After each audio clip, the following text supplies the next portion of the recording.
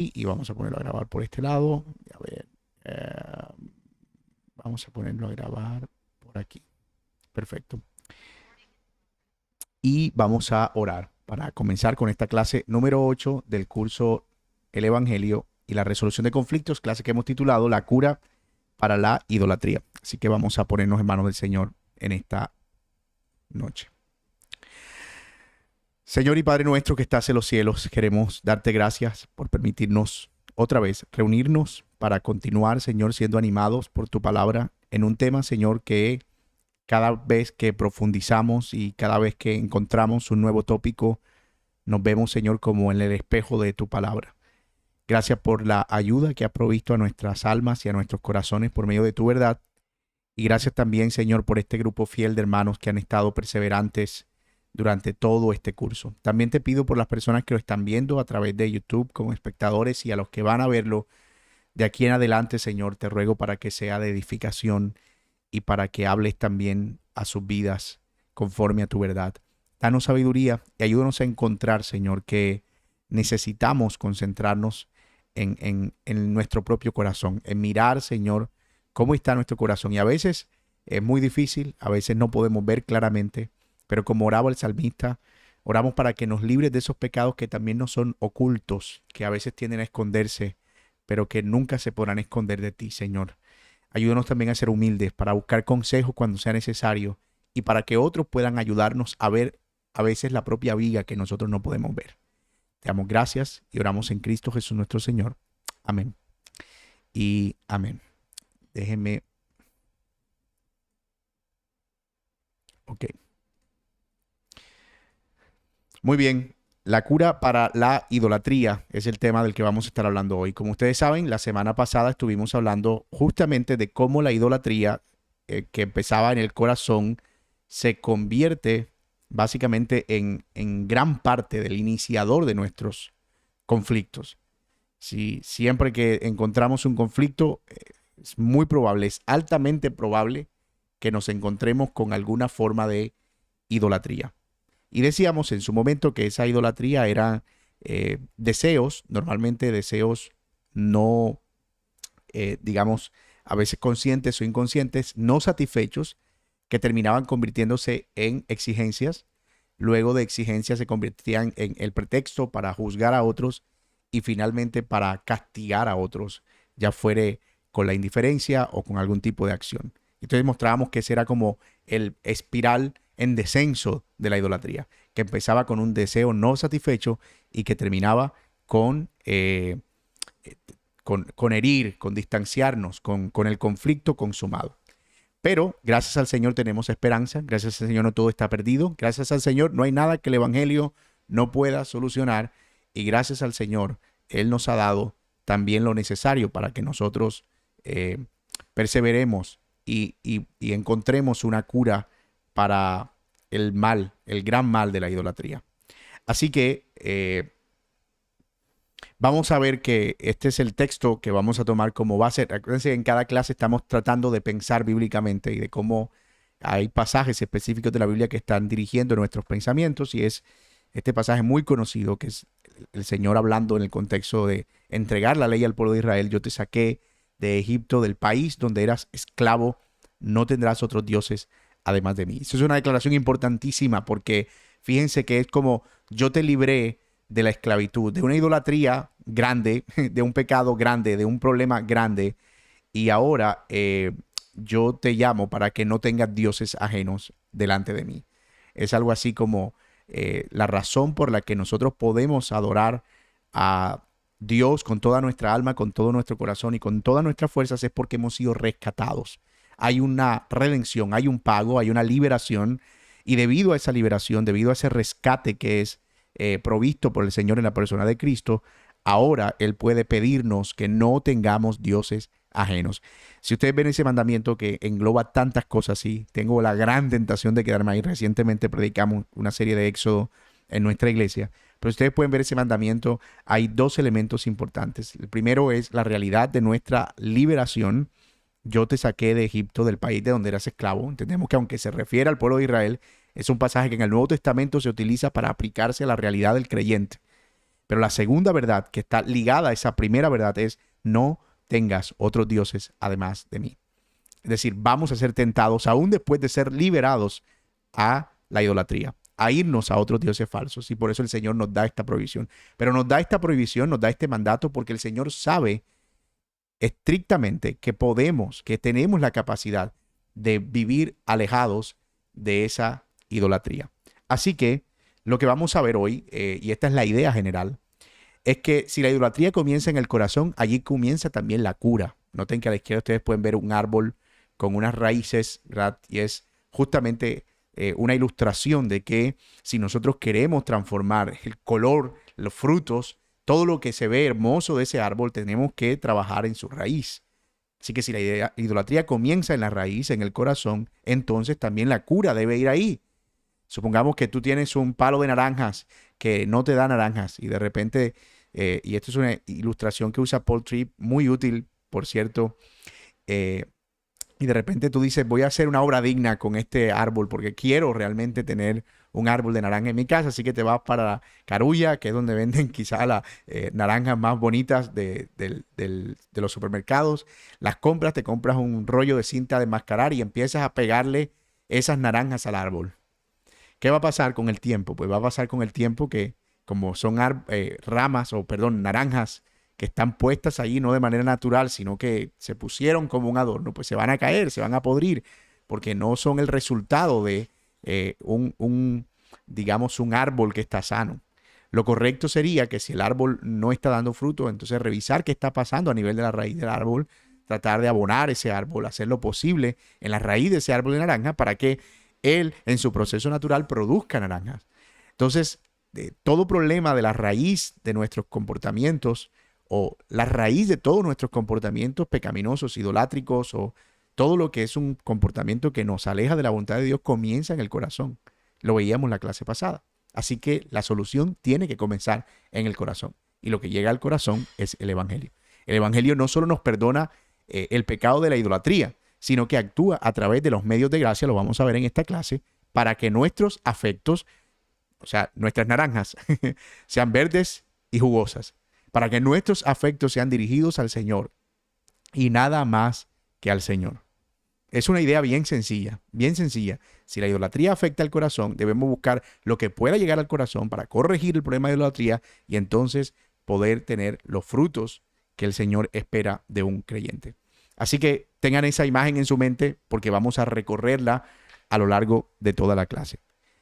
Recuerden, y estamos usando este mapa solamente para los que siempre están viniendo nuevos o los que están en esta clase, estamos siguiendo esta temática sobre la resolución de conflictos basada en el libro de Kane Sandy, Pacificadores, y es un libro que evalúa los 4 pilares en la resolución de conflictos. El primero es entender que el conflicto glorifica a Dios. El segundo, examinarnos a nosotros mismos y ver cuál es nuestro papel en ese conflicto. Es allí donde estamos. Hemos estado viendo acerca de cómo se involucran nuestras emociones, si hay cosas que podemos hacer para evitar el conflicto. Y ahora estamos viendo cómo nuestro corazón se involucra también en el conflicto. Estamos tratando de sacar la viga que está en nuestro propio ojo, que es uno de los pasos más importantes hacia la resolución. Ya hemos visto en clases anteriores que el conflicto glorifica al Señor. Hoy vamos a ver un elemento más o una parte más de cómo seguir sacando vigas de nuestro ojo, cómo seguir sacando la viga de nuestro ojo. Y eso es llegando a la raíz del corazón para lidiar el problema de la idolatría. Y esto, otra vez, esto es como una ruta, un mapa que yo se lo voy a estar mostrando muy seguido. Me gusta siempre cuando la gente está estudiando algún tema que siempre pueda tener una vista aérea, es decir, que siempre pueda saber dónde está, porque eso hace que uno pueda disfrutar mejor la clase. No sé si le ha pasado, a veces uno escucha algunas enseñanzas y uno está por ahí, en cualquier tema, puede ser en un discurso político, un discurso social, y uno dice, pero espérate, ¿de qué es lo que él está hablando? Porque se va por aquí, por allá, por allá. Entonces, siempre es importante que aunque estemos tratando diversos temas, estemos aterrizados en que estamos siguiendo una línea. Entonces, por eso le voy a estar mostrando este mapa una y otra y otra y otra vez para que siempre estemos ubicados en cuanto a la temática general de este curso. Muy bien, ¿qué veremos hoy? Este es nuestro mapa de ruta para la clase de hoy. Vamos a ver cómo librarnos del juicio y la culpa que produce la idolatría, que es el primer paso hacia encontrar la cura contra los ídolos del corazón. Luego veremos la necesidad de afirmar nuestra identidad en Cristo, es decir, cómo el afirmar nuestra identidad en Cristo es parte de ese proceso de sanidad o ese proceso de cura de la idolatría.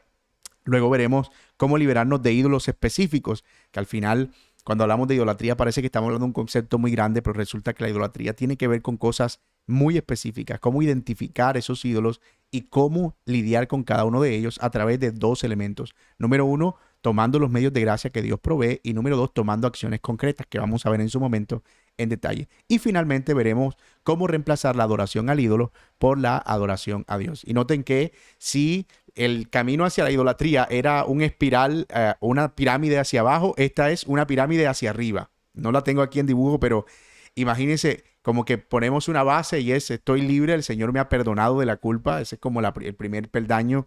Luego, ¿quién soy en Cristo Jesús? Y esto es mi identidad. Luego de eso, los medios que Dios me ha provisto, lo que tengo que hacer. Y finalmente, la cúspide, la meta, la punta de esa pirámide viene siendo adorar al Señor y solamente al Señor y a ningún otro ídolo. O sea, encontrarme en la pirámide de esa, o en la punta de esa pirámide, la cúspide de esa pirámide, con una adoración genuina y verdadera al Señor. Habría sido muy útil tener la pirámide aquí hecha de abajo hacia arriba, pero podemos jugar un poquito con la imaginación y ver que mientras la idolatría desciende hacia abajo, la cura, o desciende hacia las profundidades, la cura nos lleva de abajo hacia arriba, es decir, desde lo fundamental hacia la cúspide, que en este caso sería la adoración al Señor. Y vamos a ver el primero de esos elementos, ¿verdad? Liberarnos del juicio y de la culpa. Liberarnos del juicio y de la culpa. Recuerden, las personas que nos están siguiendo por YouTube pueden también ir dejándonos sus saludos y sus comentarios para saber que están ahí interactuando también con nosotros en esta clase. Muy bien. Entonces vamos a ver el primero de esos elementos, como les dije, cómo liberarnos del juicio y de la culpa. Hay una sola forma de salir de la esclavitud. Una sola forma de salir de la esclavitud y del juicio. Y es mirar a Dios mismo, que se complace en librar a las personas de sus ídolos. Es decir, mirar al Señor, quien es el que se complace en liberar a las personas de los ídolos. Es decir, la cura para la idolatría, entre otras cosas, no está fuera de Dios. O sea, no hay forma que nosotros encontremos cura para la idolatría fuera del Señor.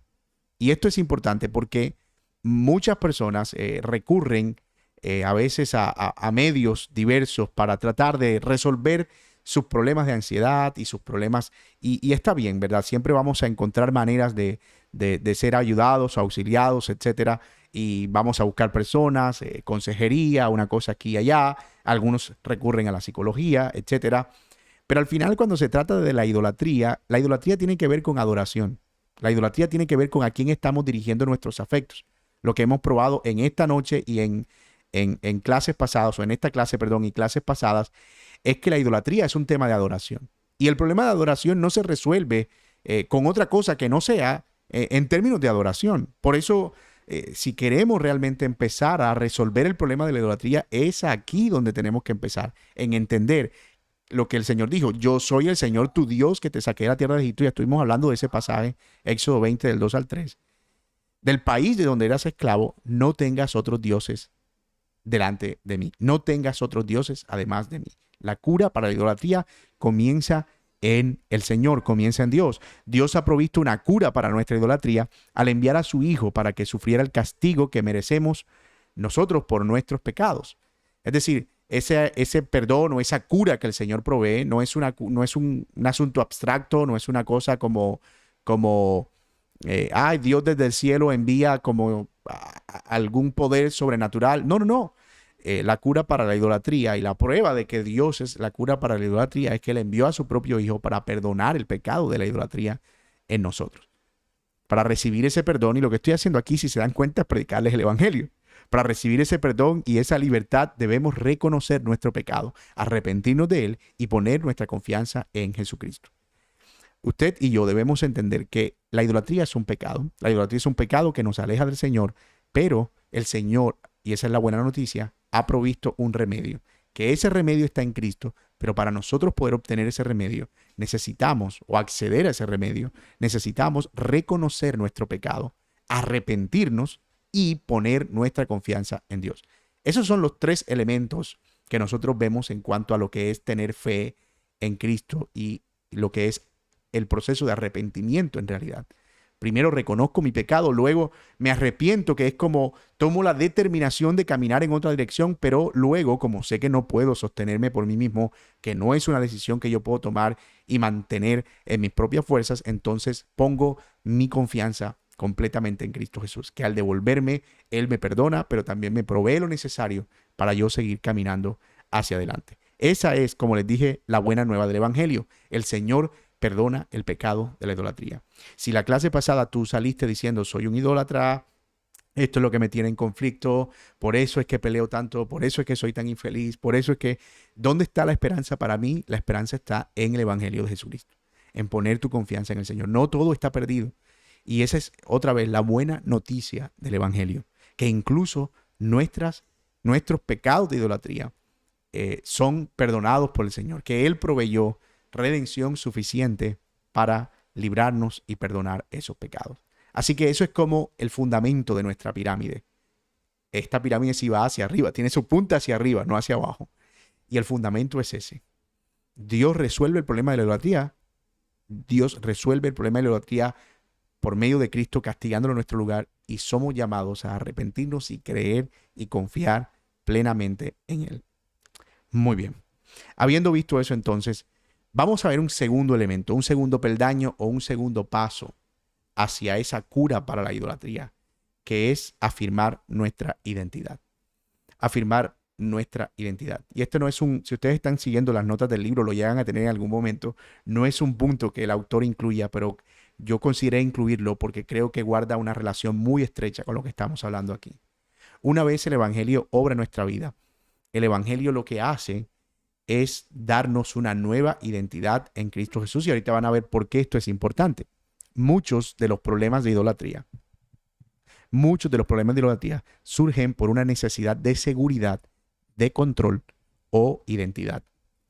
Muchos de los problemas de idolatría surgen por una necesidad no satisfecha, como lo vimos en la clase pasada, bien sea de seguridad, que es un ídolo, control, que es otro ídolo, o identidad. Ahí pudiéramos meter una lista mucho más larga. Por ejemplo, posesiones, dinero, aprobación, etcétera, etcétera, etcétera. Pero en general, estos tres aspectos que nosotros vemos aquí son aspectos que reflejan una identidad distorsionada. Creemos que nuestra seguridad está en otra cosa fuera del Señor. Creemos que debemos y necesitamos tener el control de todas las cosas. Creemos que nuestra identidad es definida por cómo todo se desarrolla tal cual como yo espero que se desarrolle. En el fondo, la idolatría es el viejo deseo del Edén. ¿Cuál? Querer ser como Dios. Con que Dios os ha dicho no comáis de todos los árboles del huerto. De todos los árboles del huerto pueden comer, pero del árbol que está en medio del huerto dijo Dios, no comeréis de él ni le tocaréis para que no muráis.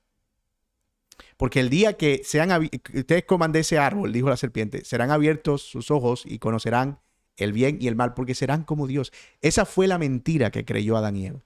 Seremos como Dios. La idolatría es esa exteriorización debido a que no puedo tener el poder, por lo menos puedo tener algo que me haga sentir que tengo el poder. Si no puedo tener el control, por lo menos puedo tener algo que me dé la sensación de tener el control. Si no puedo tener todo mi placer satisfecho, puedo tener algo que me dé la sensación de que tengo placer. Y allí es donde se forman o se fabrican esos ídolos en el corazón, de ese deseo de querer ser como Dios. Cuando nuestros deseos no son satisfechos en Cristo, ¿a dónde vamos? Corremos a dioses falsos. Dice el pastor John Piper, que es casi que una frase célebre que resume muy bien esta idea. Todo pecado en el fondo es falta de deseo por Dios.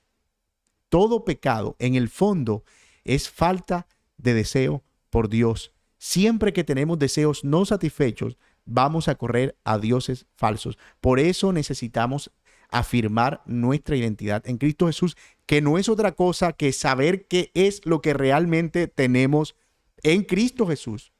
Es como una persona que es rica, pero que ignora su riqueza y entonces empieza a vivir como un mendigo en las calles, ignorando que tiene una gran riqueza. Es como yo necesito sobrevivir y para sobrevivir necesito ir y que me den dinero y vivir de la limosna, pero es porque no te has dado cuenta de qué es lo que tienes. El problema de la identidad o de la falta de identidad es esa, que cuando no está, vamos a querer, cuando no está en Cristo, vamos a querer que otra cosa nos provea eso, que otra cosa nos defina, que otra cosa nos haga sentir que somos útiles, que somos amados, que somos queridos, que tenemos el control, que nos haga sentir seguros acerca del futuro. Cuando todo eso no está en Cristo, vamos a estar esperando continuamente que algo nos lo provea desde afuera. Y fíjense cómo la idolatría y esa ausencia de una identidad definida en Cristo Jesús terminan haciendo un matrimonio que nos conduce hacia un abismo de dependencia de dioses falsos.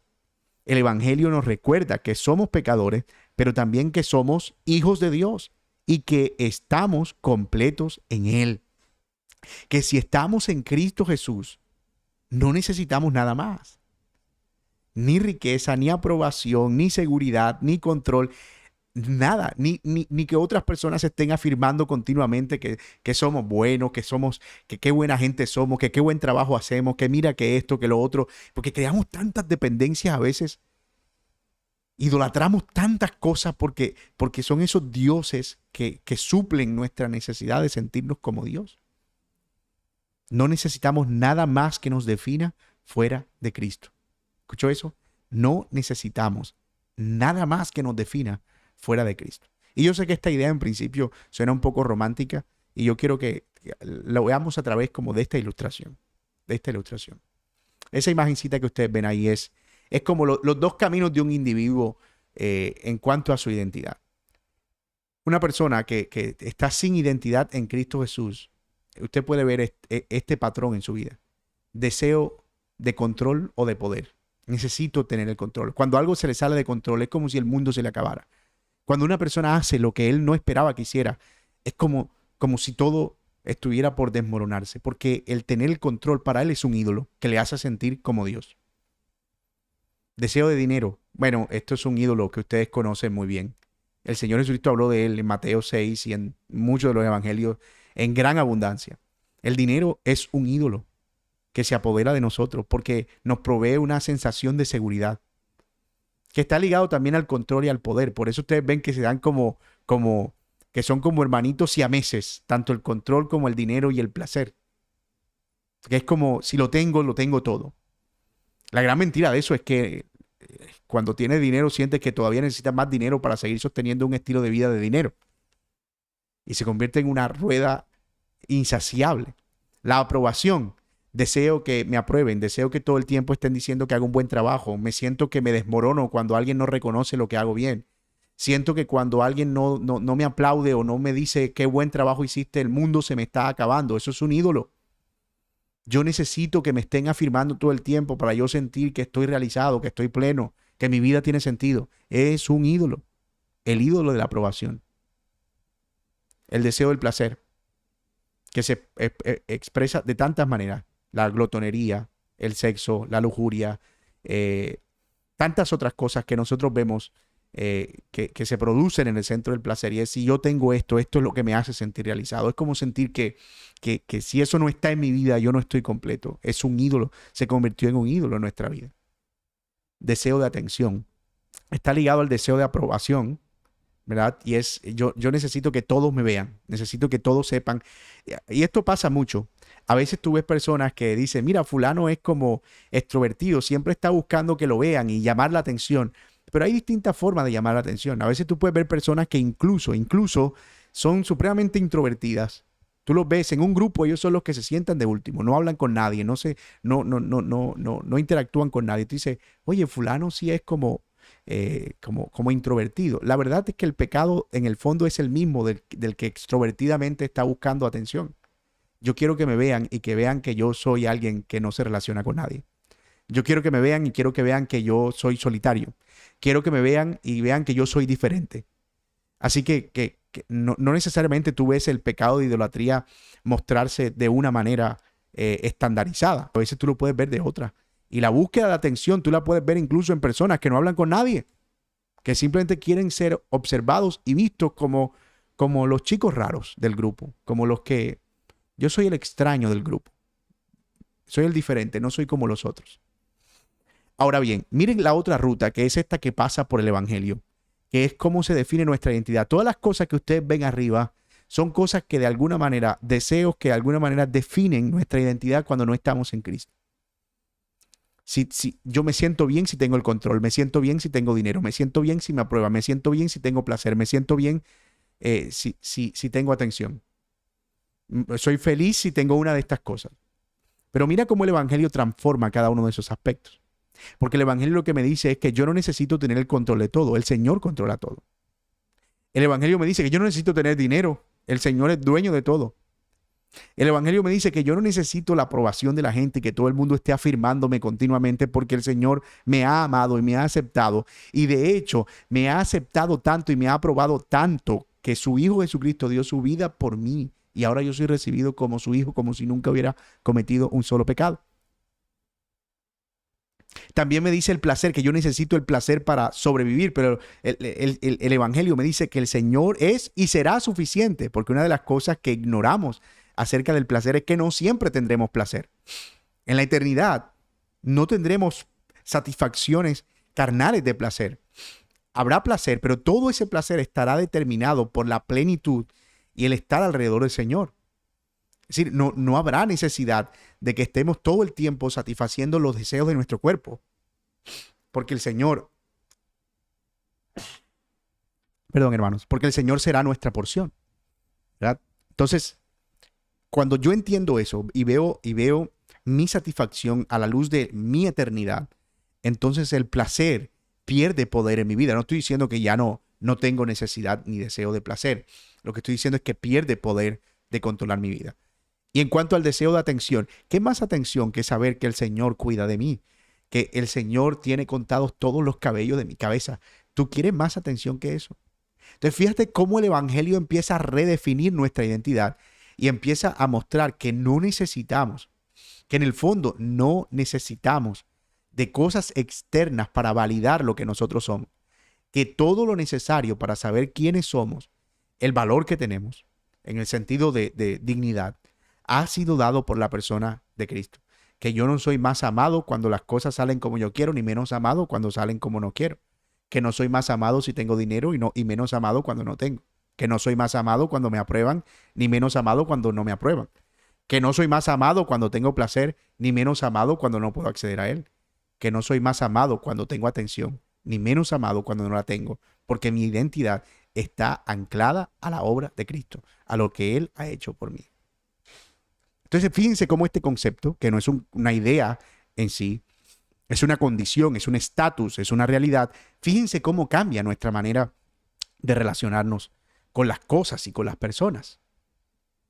Porque, de nuevo, ya no se concentra solo en lo que yo tengo que recibir para estar bien, sino en lo que ya fue hecho. Y ahora me impulsa más hacia lo que puedo hacer por otros, cómo puedo servir, etcétera, etcétera. Así que la identidad es clave. Saber quiénes somos en Cristo Jesús es clave. Saber qué es lo que Él ha hecho es clave en nuestra lucha o en nuestra búsqueda de una cura para la idolatría. Ahora bien, aquí estamos en nuestra ruta, ¿verdad? Ya hemos visto entonces en términos generales que Dios nos libera de la culpa por medio de su Hijo Jesucristo y que debemos arrepentirnos y creer en Él. Ya vimos que la cura para la idolatría también comienza o continúa con entender cuál es mi identidad en Cristo Jesús, porque cuando no entiendo eso voy a correr fácilmente a ídolos que satisfagan mi identidad o que me definan. Y ahora veremos cómo librarnos, y aquí es un aspecto mucho más práctico, de esos ídolos específicos en mi vida. ¿Cómo librarme de ídolos específicos? Ya dijimos que Dios nos libera del pecado general de la idolatría, pero también de los ídolos específicos. Una cosa es el estado de idolatría que hemos hablado en otras ocasiones, que es esa condición de ser idólatras por naturaleza de nosotros mismos o de cualquier otra cosa, como una consecuencia de nuestra naturaleza caída. Cuando nosotros creemos en Cristo Jesús, el Señor nos libra de ese pecado y nos perdona de ese pecado. Pero luego nos damos cuenta que la idolatría sigue siendo una batalla en nuestra vida, en nuestro cuerpo. Muchas formas de idolatría. Los ídolos específicos que nos asedian quedan allí, no porque la obra de Cristo sea insuficiente, porque alguien estará diciendo, bueno, pero ¿por qué El Señor al salvarnos simplemente no elimina cualquier inclinación que nosotros tengamos a la idolatría, porque seguimos en este mundo y porque seguimos en este mundo todavía llevando los vestigios de una naturaleza caída, de una carne que sigue vendida al pecado, que está en una continua lucha con el espíritu. Dios quiso que fuera de esa manera. ¿Por qué? Porque a través de esa lucha y de vencer en medio de esa lucha, a través de nuestros esfuerzos y nuestro compromiso, ayudados por su gracia, nosotros también damos gloria al Señor. Él podría santificarnos inmediatamente, nos redime y quitar cualquier inclinación a la idolatría y al pecado en nuestra vida. Seríamos una especie de ángeles caminantes en esta tierra. Pero Dios decidió que Él recibiría mayor gloria si, dejándonos en este estado, en esta carne, luego de la redención, nosotros, por la ayuda de su Espíritu, cooperando con su Espíritu, contribuimos en nuestra propia santificación. Dios consideró que eso trae mayor gloria a su nombre.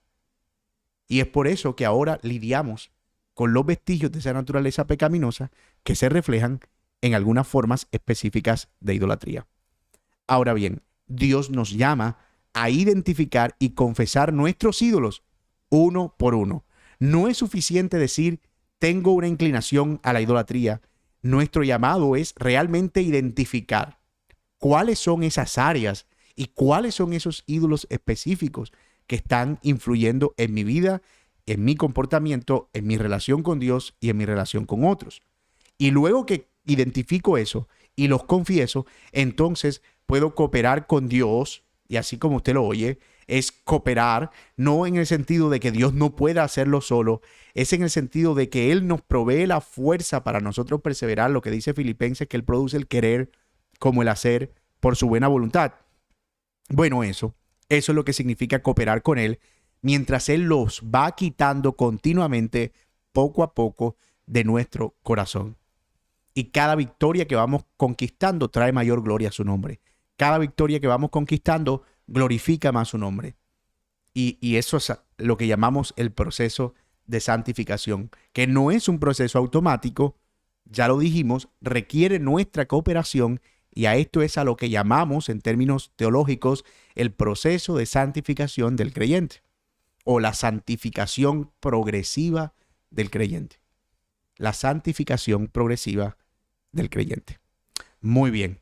Pero esto continúa. ¿Cómo hacemos eso? Es la pregunta. ¿Cuáles son las formas prácticas en las que nosotros podemos identificar con qué herramientas podemos nosotros cooperar con Dios? ¿Acaso es una fuerza mental? ¿Algo que va mucho más allá de mí? ¿Alguna especie de estatus elevado de espiritualidad? No, no. La verdad es que Dios nos ha dado medios, lo que llamamos medios ordinarios de gracia para nuestra santificación. Hay varios que pudiéramos mencionar, pero aquí hay tres de los más importantes. El primero, Dios nos ha dado la palabra de Dios, la Biblia, que es viva y poderosa y más cortante que cualquier espada de dos filos, que penetra hasta lo más profundo del alma y del espíritu, hasta la médula y de los huesos, y juzga los pensamientos y las intenciones del corazón.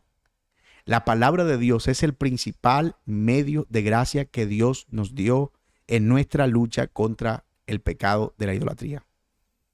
¿Y cómo funciona? Ustedes lo saben. La palabra nos informa con verdad.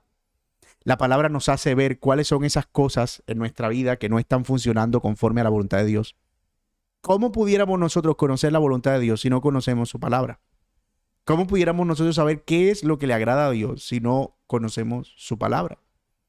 Así que eso implica la lectura de las Escrituras, eso implica exponernos a la predicación fiel de las Escrituras. Nosotros queremos estar seguros que cuando estamos escuchando enseñanza bíblica, estamos escuchando la Biblia siendo enseñada. Al estudiar y meditar diligentemente en la Biblia y recibir una predicación constante y sólida, Dios usará su palabra como un reflector y como un escarpelo en su corazón. Dios revelará los deseos idólatras, nos mostrará cómo amar y cómo adorar a Dios con todo nuestro corazón, con toda nuestra mente, con toda nuestra fuerza y con toda nuestra alma. No sé si alguna vez usted ha tenido esta experiencia. Está leyendo la Biblia, está escuchando un sermón y usted dice, ¡ah! Nunca había visto eso así. ¡Ah! Nunca, eso yo jamás me imaginé, había pasado por ahí y no lo había visto. Y es la palabra de Dios haciéndonos cada vez que su verdad vaya más profundo. Y vamos encontrando cada vez más pecados. Yo estoy seguro que hoy está usted lidiando con pecados que nunca en su vida se imaginó que tenía que lidiar. La aprobación, ¿qué es eso?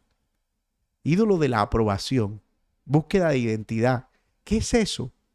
A mí háblame de adulterio, háblame de robar, háblame de mentir, de esos pecados grandes. Pero mira que en la medida en que nos vamos exponiendo y más y más y más y más a la palabra, más profundo se cava en nuestro corazón y más necesidades van surgiendo de alinearnos con su voluntad. Segundo medio de gracia, sobrenatural, el Espíritu Santo. La persona del Espíritu Santo que nos asiste en este proceso de liberación de nuestros ídolos. ¿Cómo? Bueno, el Espíritu Santo nos ayuda a entender la Biblia y también a identificar nuestros pecados y seguir una vida piadosa. No pudiéramos hacer esto de, ¡ah! No había visto eso, y sentir el impacto que tiene en nuestra vida si no fuera por el Espíritu. Es el Espíritu Santo el que usa la palabra para convencernos de que hay pecado en nuestra vida. Para hacer que esa verdad penetre en lo profundo y nos haga correr en arrepentimiento. Es el Espíritu Santo el que nos sostiene en medio de nuestras debilidades para que no caigamos más allá del estado de gracia, para que no nos abandonemos a nuestra suerte. Es el Espíritu Santo el que continuamente nos inquieta. Es el Espíritu Santo el que nos hace sensible a la predicación. Es el Espíritu Santo el que hace que nosotros apliquemos la verdad en nuestra vida, que vivamos una vida piadosa. Es el Espíritu Santo el que toma la palabra y la aplica para que nosotros vivamos a la luz de esa verdad. Y finalmente, la iglesia. La iglesia. La iglesia es uno de los medios de gracia más importantes con los que nosotros podemos contar. A través de la iglesia podemos recibir los sacramentos. Me refiero al bautismo y la cena del Señor, que son los que vemos como ordenanzas en el Nuevo Testamento. Y esos medios de gracia que Dios provee son medios que nos recuerdan continuamente nuestra nueva naturaleza y también el sacrificio del Señor Jesucristo por nuestro pecado. Cada vez que tomamos la cena recordamos lo grave que es nuestro pecado, que Cristo tuvo que dar su propia vida para poder redimirnos de nuestra maldad. Eso también nos une a Cristo y nos fortalece en nuestra fe. Eso exige, por supuesto, también que yo esté comprometido en la participación constante en una iglesia bíblica, sólida, donde pueda relacionarme con otras personas, tener comunión con creyentes maduros, continuar en este proceso de poner en práctica la redención, pero también el rendir cuentas con otros, el ser animado, el ser fortalecido, el ser apoyado en los momentos de debilidad. Mis hermanos, una iglesia es fundamental para la lucha con la idolatría. Una persona que te dice que no necesita congregarse no ha entendido el evangelio, que no necesita una iglesia, no lo ha entendido, porque la iglesia es un regalo que nos dio Dios reconociendo que somos débiles y que no podemos caminar solos. Entonces, la iglesia local es un medio de gracia, de santificación impresionante. Es por eso que cuando una persona es expulsada de la iglesia, lo estamos viendo ahorita en nuestra serie de estudios de 1 Timoteo, cuando Himeneo y Alejandro fueron expulsados, usando el lenguaje de 1 Corintios 5, se usa el lenguaje de ser entregado a Satanás. Es como que todos los beneficios que produce estar bajo el cuidado, bajo el techo de una iglesia local, desaparecen y entonces tú quedas a expensas de cualquier cosa que el diablo quiera hacer contigo. Así que esta idea de yo no necesito una iglesia para yo salir adelante es una mentira de Satanás. Es una mentira del diablo. La Biblia, el Espíritu Santo, la iglesia. Solo estoy mencionando 3. Pudiéramos continuar con la lista. La oración, el canto congregacional, el ayuno como medio de gracia, la meditación de la palabra que está ligado a la palabra también. Son medios que el Señor nos ha dado para lidiar o para pelear esta lucha. Pero en esa misma línea de lo práctico, hay algunas medidas concretas que nosotros podemos tomar. Recuerden que estamos justamente en ese punto, hablando acerca de los medios disponibles o librarnos, los medios disponibles. Entonces hay unas herramientas prácticas, ¿verdad? En medio de un conflicto, la primera cosa que podemos hacer en términos concretos es, en medio de un conflicto, vaya hacia atrás y procure identificar si hay algún deseo no satisfecho. Eso lo vimos en la clase pasada. Juicio contra alguien, alguna exigencia o castigo a otro. Es decir, haga el ejercicio consciente. Si estoy en un conflicto, quiero examinar realmente, y no solo en un conflicto, si estoy teniendo digamos, algún aspecto comprometedor en mi vida espiritual, debo hacer el ejercicio. ¿Hay algún deseo no satisfecho? ¿Estoy juzgando a otras personas? ¿Hay alguna exigencia más allá de lo normal que necesite, algo que crea que necesite para ser feliz? ¿Estoy castigando a otros, sacrificando alguna relación con esta actitud? Una vez identificado un deseo, procure revisar si hay algún patrón asociado. No toda vez que castigamos a alguien o que tenemos un deseo no satisfecho estamos frente a un ídolo. Puede ser que eso aparezca en algún momento de nuestra vida. Viene y se va. A veces puede ser que tengamos un distanciamiento con una persona y no necesariamente obedece a un ídolo. No siempre que hay un conflicto tengo que decir, mira, ahí está el ídolo tal. Pero la tarea es tratar de revisar si hay un patrón. Y un patrón asociado es, ¿cómo verlo? Es ver si esto que yo estoy viviendo aquí lo puedo ver en otras áreas de mi vida. Por ejemplo, la manera en la que estoy respondiendo cuando mi esposo o mi esposa no cumple con alguna expectativa, eso me pasa también en el trabajo, me pasa con mis hijos, me pasa con los hermanos, me pasa con mis vecinos, me pasa con mis familiares. Si logro identificar que hay un patrón de respuesta, tal vez de enojo, de juicio o de distanciamiento, cuando veo que hay un deseo no satisfecho en distintas áreas, puedes estar seguro que el ídolo está funcionando. La máquina de idolatría se está moviendo. Porque esa es una de las formas de saber que efectivamente estamos frente a un ídolo. No solo que tenemos una situación, sino que es un patrón que se ve en distintas situaciones. Número 3, hágale seguimiento a esos patrones.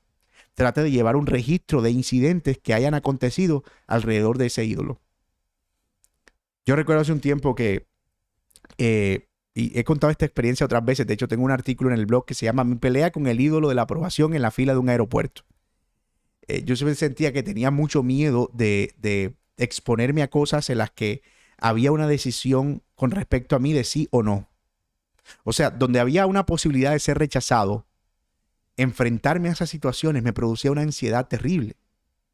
Y me encontré con que me había pasado cuando fui a la visa, a solicitar la visa, digamos, los días previos fueron realmente terribles porque era como estar ahí en un juicio y sentir que me podían rechazar. Y en principio yo no le presté mucha atención, pero luego estaba en la fila de un aeropuerto para entrar a México y yo sentí que ni siquiera podía sostenerme en pie porque tenía miedo que me fueran a meter a un cuartico, que no me fueran a entrar, que me fueran a deportar, que no fuera... Y entonces empecé, y eso fue como una iluminación del espíritu, a entender que eso no solo había pasado con la visa, no solo estaba pasando en ese momento en el aeropuerto, sino que lo había empezado a experimentar desde que era niño y cuando me decían que debía ir a devolver algo en la tienda.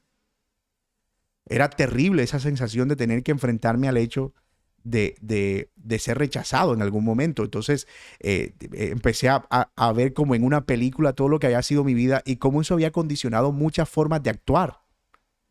Cómo siempre trataba de hacer esfuerzos por hacer mucho más de lo que debía hacer solo para eliminar cualquier posibilidad de rechazo. Y de estar todo el tiempo tratando de satisfacer a las personas más allá de la medida para que nunca tuvieran la necesidad de rechazarme. Era terrible y era una cosa que nunca había visto en mi vida. Pero el Señor permitió una situación para darme cuenta que efectivamente estaba peleando con un ídolo del tamaño de la torre que hizo, de la estatua de Nabucodonosor. O sea, enorme, que estaba ahí. Y empecé a recordarme el Evangelio en ese mismo momento.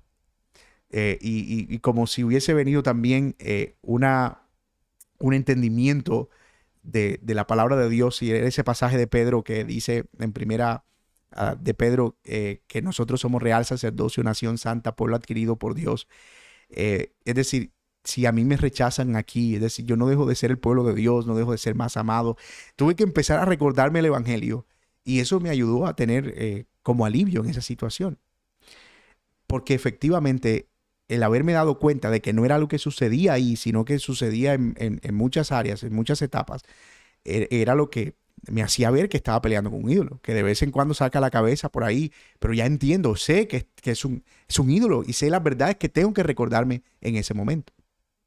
Entonces, fíjense que es importante poder hacer un seguimiento a esos patrones y tratar de llevar, si puede escribirlo está bien, pero tratar de identificar por qué me viene esto, cómo es esto. Va a ver que es un ejercicio más interesante de lo que usted se imagina. Lo otro, ore pidiendo al Señor que Él le quite los ídolos y su influencia en su vida. Y yo sé que eso suena como tan... ore pidiendo que le quite sus ídolos. Sí, así es. Podemos orar al Señor para que quite de nosotros todo aquello que nosotros no estamos viendo. Para que quite de nosotros cualquier inclinación a dioses falsos. Para que quite de nosotros cualquier deseo que está ahí no satisfecho, que tiene el potencial de convertirse en un ídolo grande. Ayúdame a poner mis afectos en ti. Ayúdame a tener mi confianza en ti. Quita de mí cualquier cosa que pueda alejarme de ti. Como decía David, líbrame de los pecados que me son ocultos. Por otro lado, la lista continúa. Debería ser 1, 2, 3, 4, 5, 6, 7, 8. Pero otra cosa sería, hable con alguien sobre ellos. Hable con alguien. Ya sea con su cónyuge, a alguien que usted le rinda cuenta. Hable de sus ídolos de manera específica y no use términos alternos. O sea, no es cosa como que, ay, me estoy sintiendo emocionalmente mal. Siento que estoy teniendo alguna ansiedad acerca del futuro. Ay, estoy un poco estresado porque esta situación se me salió de las manos. No, es diferente a decir, mira, estoy batallando en este momento con el ídolo del control que aparece cada vez que siento que algo no sale como yo quiero. ¿Ves la diferencia? Porque entonces si yo empiezo a usar subterfugios y términos superficiales, es como que estoy lidiando solamente con una conducta y no con algo que está impulsando esa conducta. Yo tengo que aprender a ver que ahí hay algo dentro que está impulsando patrones de comportamientos y empezar a llamarlo por su nombre. Que otras personas puedan saber que estoy batallando también con eso.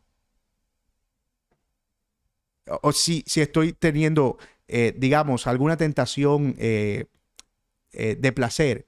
Ah, no, mira, lo que pasa es que estoy siendo tentado, digamos, en esta área del placer. No, mira, estoy batallando con la lujuria. Y llamar los pecados por su nombre. Los ídolos por su nombre. Entender cuáles son esas áreas en mi corazón. Porque cuando yo empiezo a reconocer eso, ese ídolo empieza a perder poder y control en mí. Porque él se alimenta de lo oculto. Se alimenta de lo escondido. Mientras más escondido está, más daño hace. Pero mientras más me expongo a que otros puedan observar mi conducta, mi comportamiento y juzgarme a la luz digamos, de esa realidad que ellos saben con la que estoy batallando, pues más consciente soy de la lucha y más intencional voy a ser en ir de frente contra ella. 6. Tenga en cuenta que los ídolos son expertos en cambiar de disfraz y puede aparecer en un área distinta. O sea, los ídolos son expertos en cambiar de disfraz. Por un lado, te voy a dar un ejemplo. Tienes una persona que está luchando con el ídolo de la comida, del placer. Glotonería que le llaman. Y come. Pero un día se ve un video en YouTube o en Instagram que lo convence de que si él sigue comiendo azúcar carbohidratos se va a morir, que él necesita un cambio en su vida. Y él empieza a hacer un cambio en su vida. Entonces, el que antes era pasadito de peso, que no le importaba nada, que se jactaba de hablar de comida, que se tomaba fotos, entonces ahora empieza a sobarle la barriga a todo el mundo y a decirle, oye, estás muy gordo, estás pasado de peso, oye, definitivamente tú no sabes lo bien que me ha hecho este estilo de vida para mí. Y entonces ahora empieza a contar proteínas y empieza a poner que tengo tantos gramos de yo no sé qué y tanto, y a subir la foto y mírame el músculo. Decía C.S. Lewis, el pecado de la glotonería no es comer demasiado, es prestar demasiada atención a la comida. Y una persona puede estar siendo glotona incluso cuando está siendo extremadamente sofisticado con las cosas que come. Entonces fíjate que es el mismo ídolo, aunque está en dos extremos completamente diferentes. Y uno diría, pero ¿cómo es posible? Sí es posible, porque el ídolo tiene esa capacidad de disfrazarse y aparecer en otras áreas. Así funciona el corazón caído. De repente te convence que necesitas tener un cambio en tu vida y luego que te convence empieza a impulsarte a que te sientas orgulloso y te jactes del cambio que estás teniendo en tu vida. Como decía Pablo, miserable de mí, ¿quién me librará de este cuerpo de muerte? Porque cuando parece que nos escapamos, por otro lado aparece. Así que hay que tener en cuenta eso. Algunas personas dicen, ya dejé el ídolo digamos, de las redes sociales. Ya no estoy usando Facebook. Ahora solo uso Instagram. Ya borré Facebook. O digamos que de repente borra las redes sociales. Entonces el ídolo se va a ir a otra parte. Si no tratamos realmente con lo que es la raíz del problema. 7. Busque consejo o ayuda de personas cercanas y maduras en caso de que el ídolo sea difícil de identificar. Algunas veces los ídolos se van a esconder muy bien. Porque se disfrazan mucho de buenas acciones, de buena conducta, de una moral intachable, de buenos motivos. Que yo soy un buen padre. Yo estoy actuando como un buen esposo. Estoy actuando como un esposo de acuerdo con la palabra. Estoy siendo cuidadoso. Pero si no lo estamos viendo, tratemos de buscar personas que puedan vernos desde afuera, porque nuestro corazón nos puede engañar y muy a menudo nos engaña. Y finalmente, pida a Dios que haga crecer un deseo por Él en el área específica. Los salmos pueden ser una ayuda muy buena en este punto. El salmista decía en el Salmo 51, no apartes de mí tu Santo Espíritu y tu Espíritu noble me sustente, decía él. Hazme sentir gozo y alegría y se recrearán los huesos que has abatido. No quites de mí tu Santo Espíritu. Yo no quiero perder el gozo, devuélveme el gozo de mi salvación. Intensifica un deseo por mí, oh Señor, porque si yo pierdo ese deseo voy a desear otra cosa. Y esa es la gran tragedia. Que esto funciona como dos niveles que siempre están buscando equilibrarse uno a otro. Hay una necesidad continua de adoración de algo. Y cuando dejas de adorar una cosa, la otra toma el control, toma el lugar. Así funciona. Entonces, por eso debemos estar buscando continuamente que el Señor haga crecer en nosotros nuestro deseo por Él. Y otra vez, los salmos pueden ser una tremenda herramienta en esa etapa. Finalmente, y para ubicarnos otra vez en nuestro mapa, recuerden que hemos visto hasta ahora, para la cura de la idolatría, entender lo principal, el Evangelio, el Señor nos libra del pecado de la idolatría, afirmar nuestra identidad en Cristo, liberarnos de ídolos específicos, lo cual implica el uso de medios de gracia y tomar algunas medidas concretas que acabamos de ver. Y finalmente, la meta de todo esto es reemplazar la adoración del ídolo por la adoración a Dios.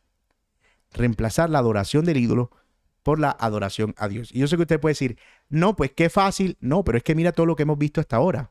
O sea, todo lo que hemos visto hasta ahora contribuye justamente a llegar a este punto. Por eso les decía que esa es la cúspide de la pirámide. Reemplazar la adoración del ídolo por la adoración a Dios. Esa es la meta. La idolatría responde, como lo decíamos en un momento, a una necesidad de adorar algo. Hay adoración a ídolos cuando no estamos en una relación correcta de adoración a Dios. Nuestra meta es dirigir siempre nuestra adoración al que es digno y merecedor de ella, al único Dios verdadero. Allí es donde está realmente el meollo del asunto. Toda vez que hay ídolo en nuestros corazones es porque hay adoración a dioses falsos. Y es porque en algún área de nuestra vida en algún momento de nuestra vida hemos descuidado nuestra adoración a Dios. Y por eso es importante que nosotros entendamos que lo prioritario, lo importante o lo determinante en medio de todo esto es dirigir nuestra adoración.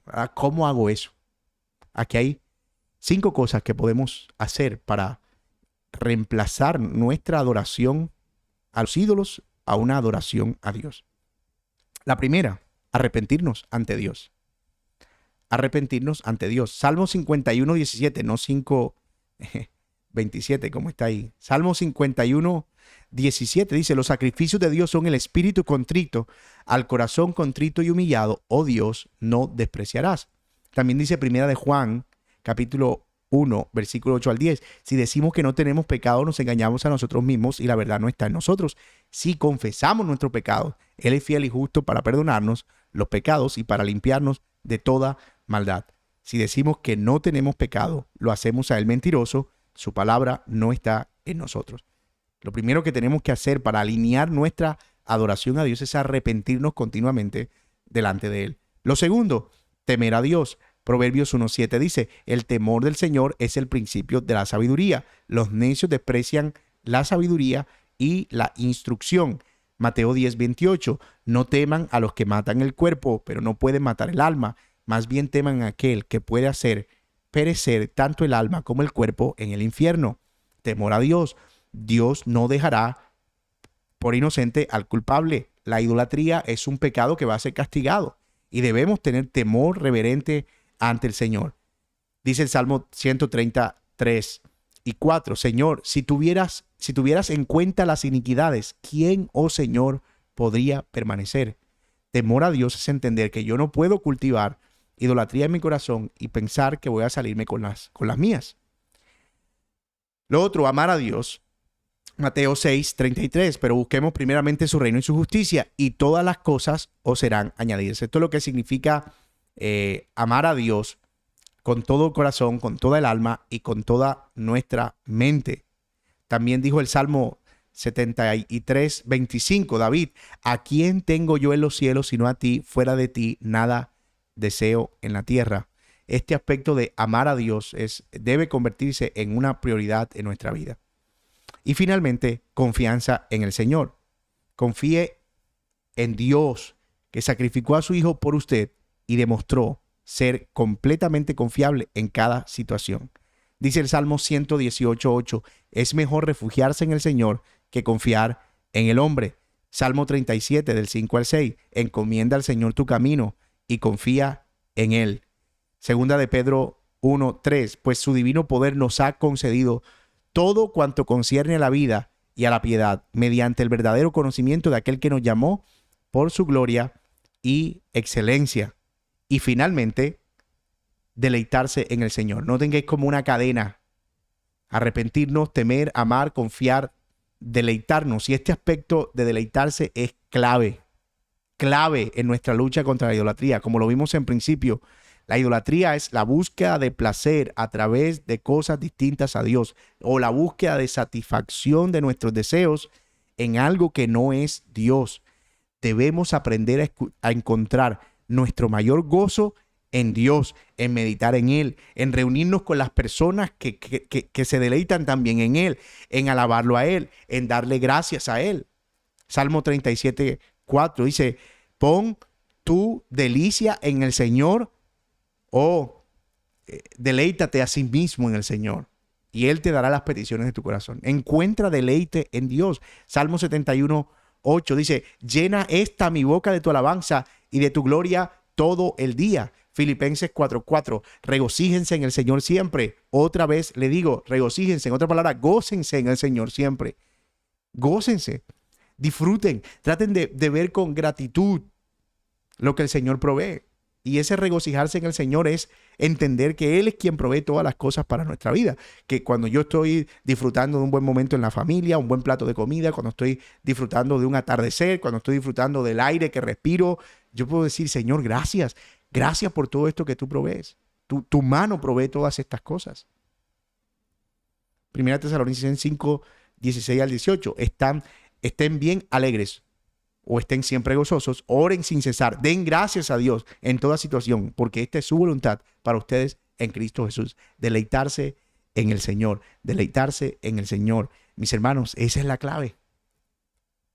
Si tú te deleitas en el Señor, cuando venga, digamos, la tentación por el placer, tú no vas a encontrar algo ilícito, o no vas a acudir a algo ilícito porque tú has entendido que Dios te ha provisto lo necesario para deleitarte en Él. Cuando tú te deleitas en el Señor y venga la tentación por el ídolo del dinero, tú vas a estar tranquilo porque tu deleite está en descansar en el Señor cuando hay bastante y cuando no hay. Cuando Dios provee y cuando no. Deleitarse en el Señor es estar contentos con lo que Él provee para nuestra vida. Gozosos y contentos con lo que Él provee para nuestra vida. Y con eso nos acercamos a la conclusión, que hoy está un poquito larga, pero yo creo que abarca mucho de lo que hemos visto hoy. Si los conflictos vienen por deseos no satisfechos, que se convierten en ídolos, entonces necesitamos acudir al Señor que nos ha perdonado. Pero también nos ha dado el Evangelio, o en el Evangelio, lo suficiente para erradicar los ídolos específicos de nuestra vida, los cuales a veces son difíciles de identificar.